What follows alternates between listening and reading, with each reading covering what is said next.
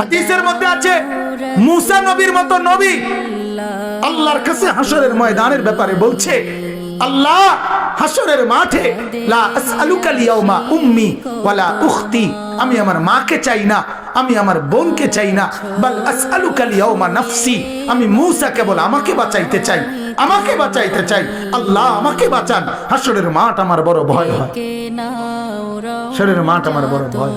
আল্লাহর নবী সাল্লাল্লাহু আলাইহি সাল্লাম বলেন, ইয়াকুব নবী নিজের চোখে দেখবে ইউসুফ নবী ওনার ছেলে দাঁড়াইয়া আছে সামনে, এটা সেই ইউসুফ যার জন্য দুনিয়ায় কাঁদতে কাঁদতে চোখ সাদা বানায় লাইছে।